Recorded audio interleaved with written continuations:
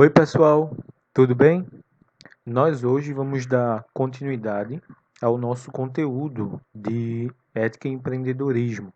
Nós vamos falar hoje continuar, aliás, falando sobre a questão do racismo.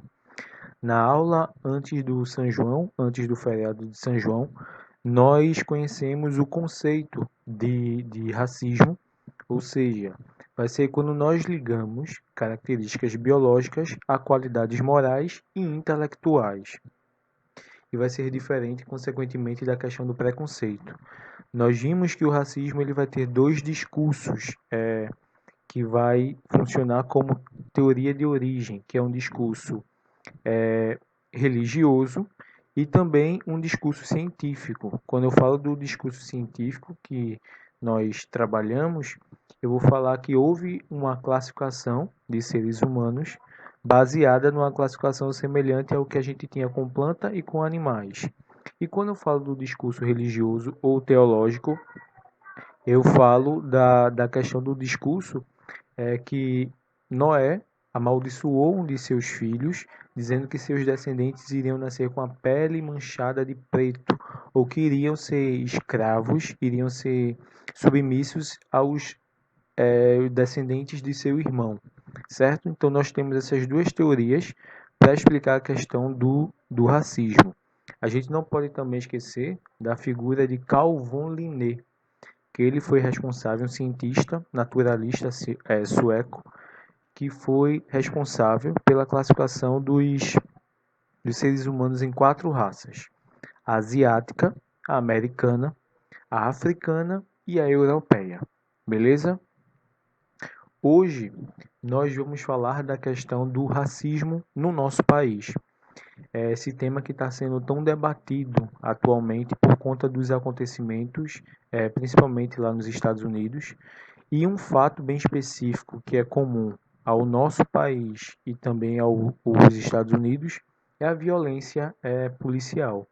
Muitos movimentos contra o racismo eles estão se levantando agora por conta justamente dessa violência que a comunidade negra é alvo da questão da abordagem da polícia, certo?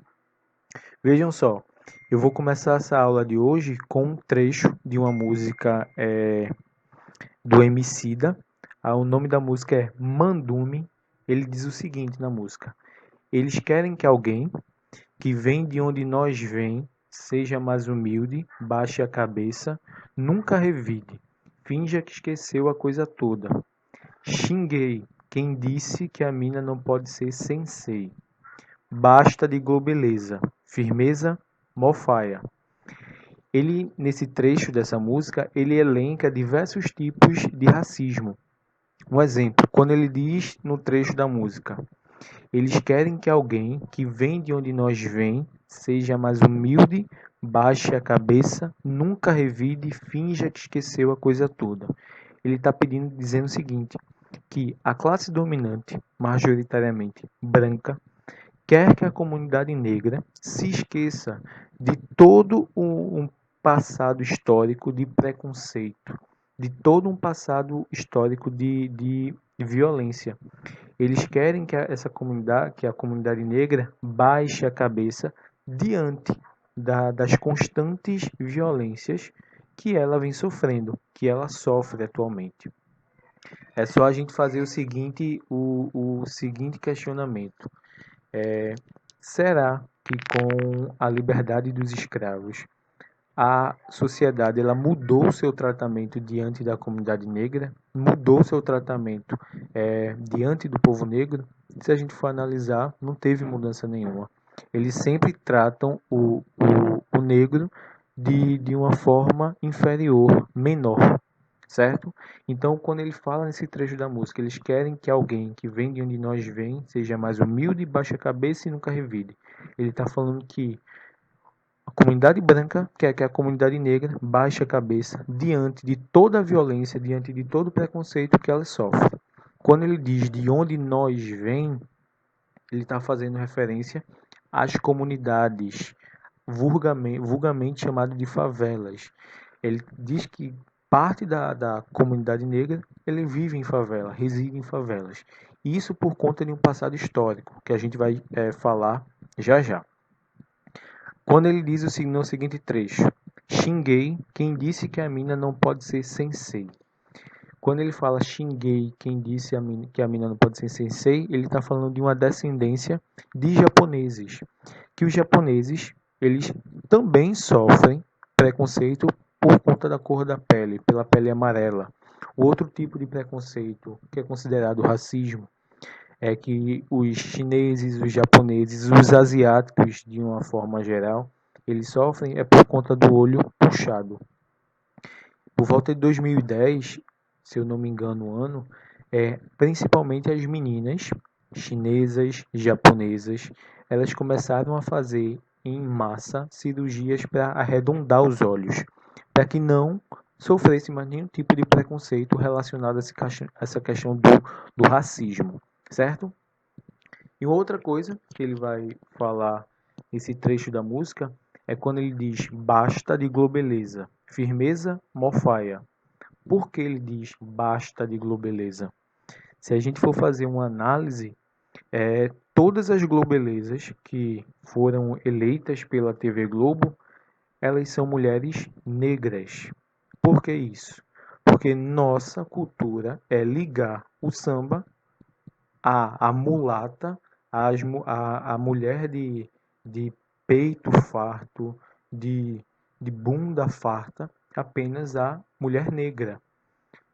E esse corpo dessa mulher negra ela vai ser vulgarizado. Atualmente mais não.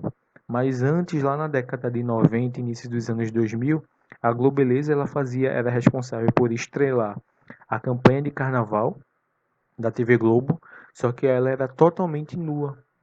E com o passar dos anos, com os questionamentos que foram feitos a partir da nossa sociedade, esse tipo de exposição ele vai mudar. Porque foi levado em consideração o seguinte: será que fosse uma mulher branca, eles iriam expor de uma forma tão pesada, vamos dizer assim, o corpo daquela mulher? Então eles começaram a mudar a forma que o comercial da Globeleza, do Carnaval da TV Globo, ele começou a ser feito, tá certo? Então quando ele fala baixa de Globeleza, firmeza, mofaia, é que havia uma exposição muito grande do corpo da mulher negra e eles vulgarizam o corpo dessa mulher, certo? Isso é o que a gente vai, como a gente iniciou a questão do racismo no nosso país. Eu vou iniciar com um questionamento para vocês, essa segunda parte. Onde é que está inserida a, a, a comunidade negra no nosso país? Onde é que essa comunidade ela vai estar inserida majoritariamente?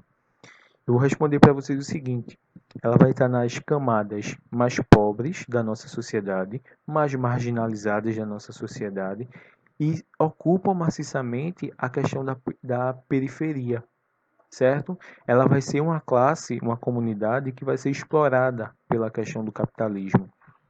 Eu não sei se vocês lembram, mas eu citei para vocês na aula que a gente teve antes do feriado que essas manifestações que a gente está tendo atualmente, o movimento Vida Negras Importa, ele está chamando a atenção para diversas causas que a gente tem na nossa sociedade, principalmente a questão do racismo, da discriminação da comunidade negra. Se vocês repararem, na maioria dos seriados norte-americanos, sempre quem vai ser o herói da história, quando existe um seriado policial, por exemplo, sempre quem vai ser policial, sempre quem vai formar o núcleo de justiça daquele seriado, daquela história, são pessoas brancas. E sempre quem forma o bandido, o marginal desses seriados, são os negros, é a população negra. Então a gente vai ter que depois dessas manifestações a gente vai ter que ter uma mudança de perspectiva de quem pode ser ou não bandido, como a gente vai atuar, quem vai ser ou não policial, como a gente vai atuar nessa condição, certo? Então quando a gente se questiona onde está a população negra na nossa sociedade, ela vai ser uma população marginalizada, ela vai ser uma população segregada por uma questão de um processo histórico. Isso vai se dar por conta da abolição tardia que a gente vai ter.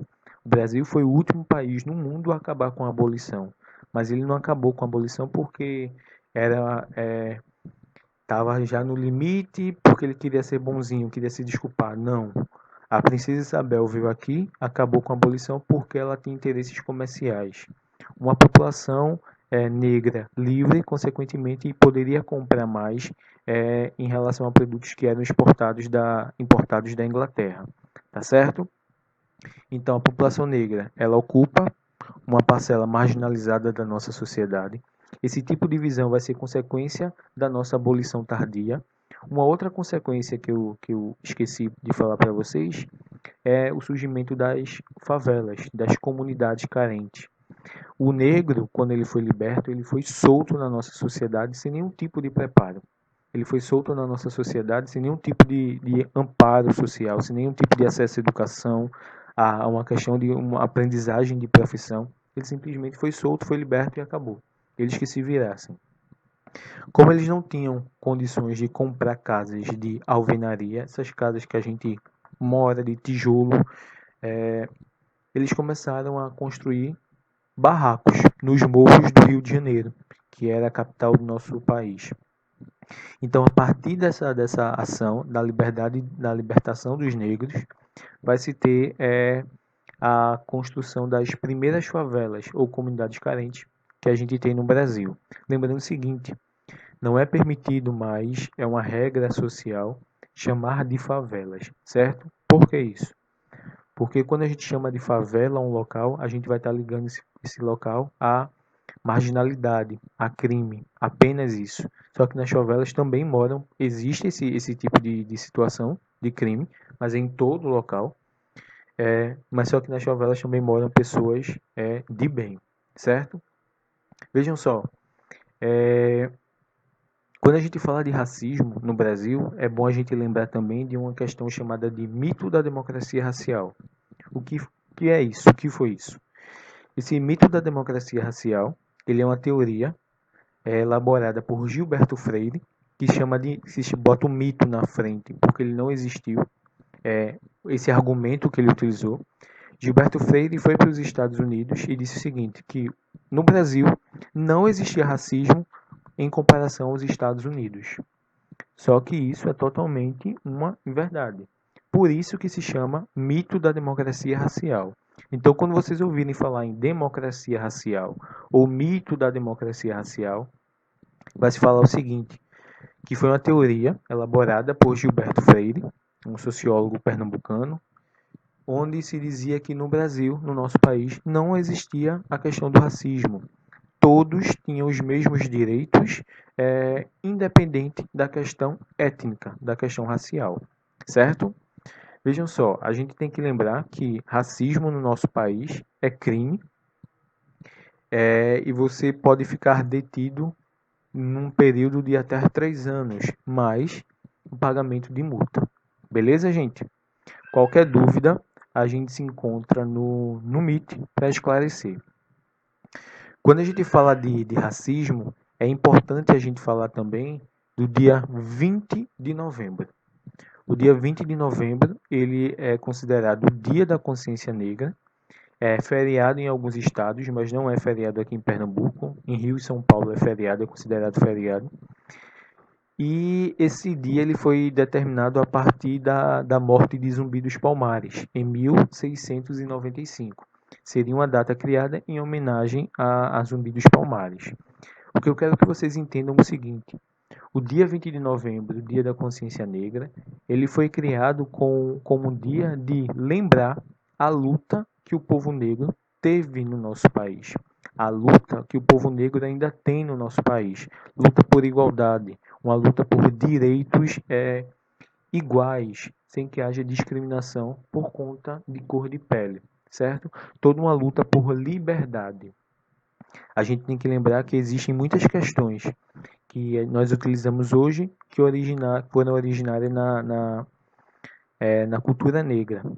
Nesse viés cultural, por exemplo, a gente pode citar, as meninas conhecem bem, aquelas chamadas trança raiz, que é aquela trança que fica presa na cabeça, no casco nessa parte aqui. A trança raiz ela foi criada pelos negros, pelos escravos negros, quando eles fugiam. Eles levavam uma parte de quem estava na senzala para o quilombo e depois retornava para a fazenda do qual ele tinha sua exploração feita a partir do seu trabalho explorado. Só que muitas vezes eles voltavam com aquela trança desenhada na cabeça.